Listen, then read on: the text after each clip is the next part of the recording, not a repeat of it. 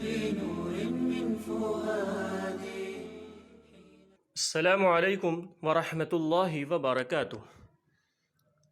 Radio HRDF میں آپ کا استقبال ہے. انسانی معاشرے کا سب سے چھوٹا جز خاندان ہے.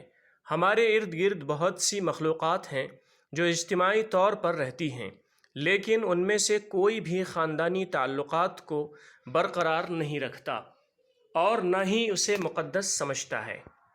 مضبوط خاندانی نسب اور خاندانی باہمی تعلق انسانی گروہ کی پہچان ہے. بالغ مرد اور خواتین اپنے ساتھی کا انتخاب کرتے ہیں. وہ ایک دوسرے کے ساتھ ہمدردی اور محبت کا تبادلہ کرتے ہیں اور اپنی شریک حیات کے ساتھ رہتے ہیں. اس کے ذریعے اولاد اور جنسی تعلقات قائم ہوتے ہیں. جو چیز راستے میں نظر آتی ہے اس کے ساتھ شراکت کرنا اور ضرورت پوری ہونے پر اسے سڑک پر پھینک دینا یہ انسانی فطرت نہیں ہے، یہ سراسر ظلم ہے. خاندانی رشتوں کے ذریعے رشتوں کی مختلف سطحیں جیسے والدین، بچے، پوتے، پوتیاں اور بہن بھائی ایک ساتھ رہتے ہیں.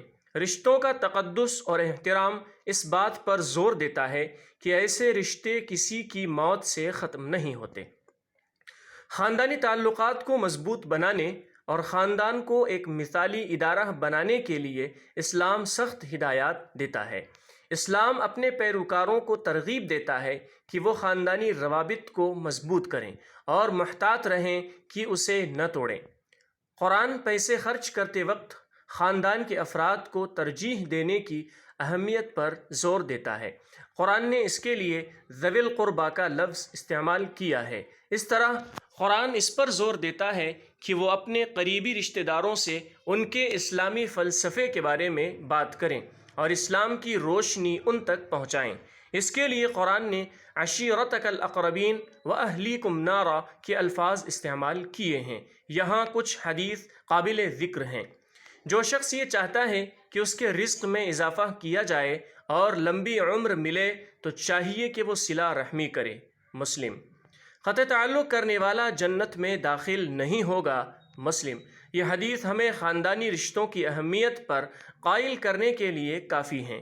بھائیوں اور بہنوں، خاندانی رشتوں کو مقدس سمجھیں اور ان کا خیال رکھیں. خاندان کے لیے وقت نکالنے کی کوشش کریں. اس طرح ذہنی تناؤ سے نجات ملتی ہے. اللہ تعالی ہمیں توفیق عطا فرمائے. آمین. أشرقت نفسي بنور من فؤادي.